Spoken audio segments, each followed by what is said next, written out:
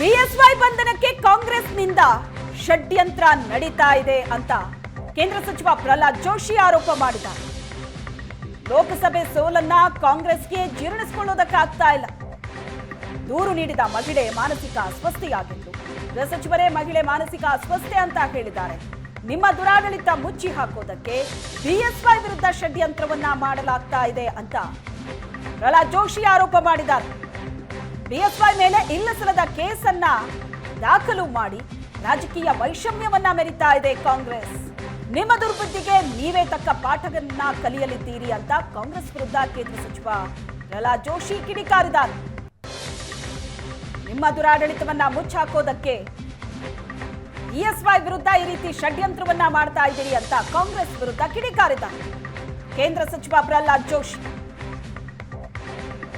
ಲೋಕಸಭೆ ಚುನಾವಣೆ 2024ರಲ್ಲಿ ಸೋಲುಂಡ ಕಾಂಗ್ರೆಸ್ ಅದನ್ನ ಜೀರ್ಣಿಸಿಕೊಳ್ಳೋದಕ್ಕಾಗದೆ ಆಡಳಿತವನ್ನ ದುರುಪಯೋಗ ಮಾಡಿ ಮನ ಬಂದಂತೆ ಷಡ್ಯಂತ್ರ ಮಾಡ್ತಾ ಇದೆ ಅಂತ ಪ್ರಹ್ಲಾದ್ ಜೋಶಿ ಟ್ವೀಟ್ ಮಾಡಿದ್ದಾರೆ.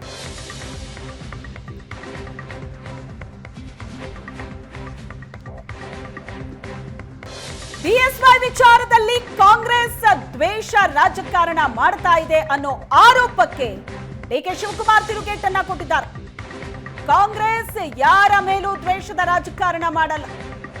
ದ್ವೇಷ ರಾಜಕಾರಣ ಮಾಡೋದು ಬಿಜೆಪಿಯವರು. ರಾಹುಲ್ ಗಾಂಧಿ ಮೇಲೆ ಕೇಸ್ ಹಾಕಿದ್ದು ಯಾವ ರಾಜಕಾರಣ ಅಂತ ಪ್ರಶ್ನೆ ಮಾಡಿದ್ದಾರೆ.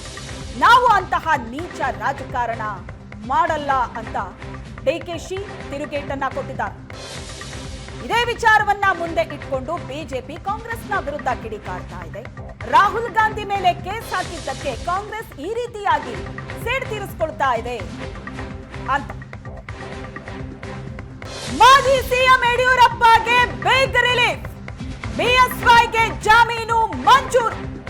ಬಹಳ ಪ್ರಬಲವಾದಂತಹ ವಾದ ಪ್ರತಿವಾದ ನಡೀತಾ ಇತ್ತು. ಪೋಕ್ಸೋ ಪ್ರಕರಣದಲ್ಲಿ ನಿರೀಕ್ಷಣಾ ಜಾಮೀನು ಕೋರಿ ಕೋರ್ಟ್ ಮೆಟ್ಟಿಲತ್ತಿದ್ರು ಯಡಿಯೂರಪ್ಪ. ಈಗ ಮಾಜಿ ಮುಖ್ಯಮಂತ್ರಿ ಯಡಿಯೂರಪ್ಪಗೆ ಬಿಗ್ ರಿಲೀಫ್ ಸಿಕ್ಕಿದೆ. ಬಹಳ ದೊಡ್ಡ ಸಂಕಷ್ಟವನ್ನ ತಂದಿಟ್ಟಂತಹ ಪ್ರಕರಣ ಇದು. ಈ ಪ್ರಕರಣದಲ್ಲಿ ಮಾಜಿ ಮುಖ್ಯಮಂತ್ರಿ ಯಡಿಯೂರಪ್ಪಗೆ ಜಾಮೀನು ಸಿಗತ್ತಾ ಇಲ್ವಾ ಅನ್ನೋ ಕುತೂಹಲ ಇತ್ತು. ಇದೀಗ ಯಡಿಯೂರಪ್ಪಗೆ ಬಹಳ ದೊಡ್ಡ ರಿಲೀಫ್ ಸಿಗ್ತಾ ಇದೆ. ಬಿಎಸ್ವೈಗೆ ಜಾಮೀನು ಮಂಜೂರಾಗಿದೆ. ಬಿಎಸ್ವೈ ಪರ ವಕೀಲ ಸಿವಿ ನಾಗೇಶ್ ವಾದವನ್ನ ಮಂಡಿಸಿದ್ರು. ಸಂತ್ರಸ್ತೆ ಪರ ವಕೀಲ ಬಾಲನ್ ಅವರು ತಮ್ಮ ವಾದವನ್ನ ಮುಂದೆ ಇಟ್ಟಿದ್ರು. ಇದೀಗ ಈ ಪ್ರಕರಣದಲ್ಲಿ ಮಾಜಿ ಸಿಎಂ ಯಡಿಯೂರಪ್ಪಗೆ ಸಿಗ್ತಾ ಇರುವಂತಹ ಬಿಗ್ ರಿಲೀಫ್ ಇದು. 2 ಅರ್ಜಿ ಸಲ್ಲಿಕೆ ಆಗಿತ್ತು. ಒಂದು ನಿರೀಕ್ಷಣಾ ಜಾಮೀನು ಕೋರಿ ಸಲ್ಲಿಸಿರುವಂತಹ ಅರ್ಜಿ, ಮತ್ತೊಂದು ತನ್ನ ಮೇಲೆ ದಾಖಲಾಗಿರುವಂತ ಈ ಪ್ರಕರಣವನ್ನ ರದ್ದು ಕೋರಿ ಬಿಎಸ್ವೈ ಇನ್ನೊಂದು ಅರ್ಜಿಯನ್ನ ಸಲ್ಲಿಸಿದ್ರು. ಇದೀಗ ಮೊದಲ ಹಂತದ ಬಿಗ್ ರಿಲೀಫ್ ಇದು. ಮಾಜಿ ಸಿಎಂ ಯಡಿಯೂರಪ್ಪಗೆ ಜಾಮೀನು ಸಿಕ್ಕಿದೆ. ಬಿಎಸ್ ಯಡಿಯೂರಪ್ಪಗೆ ಮಧ್ಯಂತರ ನಿರೀಕ್ಷಣಾ ಜಾಮೀನು ಮಂಜೂರಾಗಿದೆ.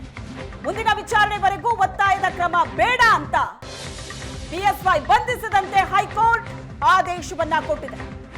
ಮಧ್ಯಂತರ ನಿರೀಕ್ಷಣಾ ಜಾಮೀನು ಮಂಜೂರಾಗಿದೆ. ಮುಂದಿನ ವಿಚಾರಣೆ ತನಕವೂ ಕೂಡ ಒತ್ತಾಯದ ಕ್ರಮ ಬೇಡ ಅಂತ ಹೇಳಿದೆ ಕೋರ್ಟ್. ಬಿಎಸ್ವೈಗೆ ಬಿಗ್ ರಿಲೀಫ್ ಇದು. ಬಹಳ ದೊಡ್ಡ ಸಂಕಷ್ಟವನ್ನ ತಂದಿಟ್ಟಂತಹ ಪ್ರಕರಣ ಇದು. ಪೋಕ್ಸೋ ಪ್ರಕರಣ ಬಹಳ ಸೂಕ್ಷ್ಮ ಮತ್ತು ಅಷ್ಟೇ ಸ್ಟ್ರಾಂಗ್ ಆದಂತಹ ಪ್ರಕರಣ ಇದು. ಈ ಪ್ರಕರಣದಲ್ಲಿ ಯಡಿಯೂರಪ್ಪ ಅವರಿಗೆ ಜಾಮೀನು ಸಿಗತ್ತಾ ಇಲ್ವಾ ಅನ್ನೋ ಪ್ರಶ್ನೆ ಇತ್ತು. ಮಧ್ಯಂತರ ಜಾಮೀನು ಸಿಕ್ಕಿದೆ. ಇದು ಈ ಪ್ರಕರಣದಲ್ಲಿ ಯಡಿಯೂರಪ್ಪ ಅವರಿಗೆ ರಿಲೀಫ್ ಇದು. ಮುಂದಿನ ಆದೇಶದವರೆಗೂ ಬಂಧಿಸದಂತೆ ಆದೇಶವನ್ನ ಕೊಡಲಾಗಿದೆ. ವಾದ ಪ್ರತಿವಾದ ಸುದೀರ್ಘವಾಗಿ ನಡೆದಂತಹ ವಾದ ಪ್ರತಿವಾದ. ಯಡಿಯೂರಪ್ಪ ಅವರ ಪರ ವಕೀಲರು ಯಾವ ರೀತಿ ವಾದವನ್ನ ಮಂಡಿಸಿದ್ರು, ಅದಕ್ಕೆ ಸಂತ್ರಸ್ತೆ ಪರ ವಕೀಲರ ಪ್ರತಿವಾದ ಏನು, ಜಡ್ಜ್ ಕೇಳದಂತಹ ಪ್ರಶ್ನೆಗಳು ಏನು ಅನ್ನೋದನ್ನ ಏಷ್ಯಾನೆಟ್ ಸುವರ್ಣ ನ್ಯೂಸ್ ನಲ್ಲಿ ಪಾಯಿಂಟ್ ಟು ಪಾಯಿಂಟ್ ನೀವು ನೋಡಿದ್ರಿ. ಏನೇನಾಯ್ತು ಕೋರ್ಟ್ ಹಾಲ್ ನಲ್ಲಿ ಅಂತ ಈ ಪ್ರಕರಣಕ್ಕೆ ಸಂಬಂಧಪಟ್ಟ ಹಾಗೆ ಈಗ ಮಧ್ಯಂತರ ನಿರೀಕ್ಷಣಾ ಜಾಮೀನು ಸಿಕ್ಕಿದೆ. ಮಾಜಿ ಸಿಎಂ ಬಿಎಸ್ವೈಗೆ ಬೇಗ ರಿಲೀಫ್ ಇದೆ. 82 ವರ್ಷದ ಮಾಜಿ ಮುಖ್ಯಮಂತ್ರಿ ಬಿಎಸ್ವೈ ಅವರ ಮೇಲೆ ಇದ್ದಂತಹ ಆರೋಪ 2 ವಾರ ವಿಚಾರಣೆಯನ್ನ ಮುಂದೂಡಿಕೆ ಮಾಡಲಾಗಿದೆ. ಬಿಎಸ್ವೈ ಬಂಧಿಸದಂತೆ ಹೈಕೋರ್ಟ್ ಕೊಟ್ಟಿರುವಂತಹ ಆದೇಶ. ಹೈಕೋರ್ಟ್ ಏನೆಲ್ಲ ಹೇಳಿದೆ ಅನ್ನೋ ಪಾಯಿಂಟ್ಸ್ ಅನ್ನ ನೋಡ್ತಾ ಇದ್ರಿ. 2 ವಾರ ವಿಚಾರಣೆ ಮುಂದೂಡಲಾಗಿದೆ. ಮಾಜಿ ಸಿಎಂ ಜೀವನದ ಸಂಧ್ಯಾಕಾಲದಲ್ಲಿದ್ದಾರೆ. ಸ್ವಾಭಾವಿಕವಾಗಿ ಆರೋಗ್ಯದ ಅಡಚಣೆ ಇರುತ್ತೆ ಅಂತ ಹೈಕೋರ್ಟ್ ಅಭಿಪ್ರಾಯವನ್ನ ಪಟ್ಟಿದೆ. 82 ವರ್ಷ ಅವರ ಮೇಲೆ ದಾಖಲಾಗಿರುವಂತಹ ಪ್ರಕರಣ ಇದು, ಪೋಕ್ಸೋ ಪ್ರಕರಣ. ಈ ಪ್ರಕರಣದಲ್ಲಿ ನಿರೀಕ್ಷಣಾ ಜಾಮೀನು ಕೋರಿ ಹೈಕೋರ್ಟ್ ಮೊರೆ ಹೋಗಿದ್ರು ಬಿಎಸ್ವೈ. ಈಗ ರಿಲೀಫ್ ಸಿಕ್ಕಿದೆ. ಯಾವೆಲ್ಲ ವಿಚಾರವನ್ನ ಕನ್ಸಿಡರ್ ಮಾಡಿದೆ ಹೈಕೋರ್ಟ್ ಅನ್ನೋದನ್ನು ಕೂಡ ನೋಡ್ತಾ ಇದ್ರು.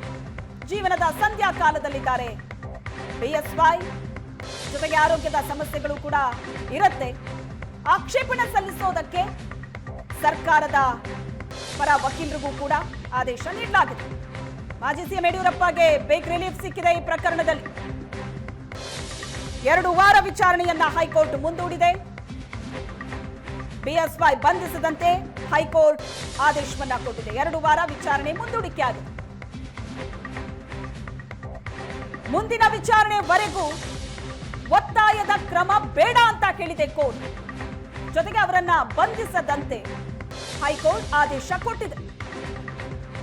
ನಿರೀಕ್ಷಣಾ ಜಾಮೀನು ಮಂಜೂರಾಗಿದೆ. ಈಗ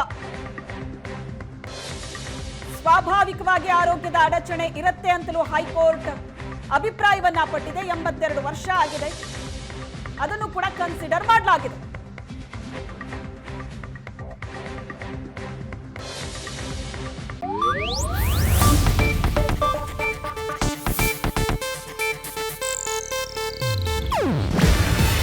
ಇದು ಏಷ್ಯಾನೆಟ್ ನ್ಯೂಸ್ ನೆಟ್ವರ್ಕ್ ಪ್ರಸ್ತುತಿ. ನೀವು ನೋಡ್ತಿದ್ದೀರಾ ಏಷ್ಯಾನೆಟ್ ಸುವರ್ಣ ನ್ಯೂಸ್.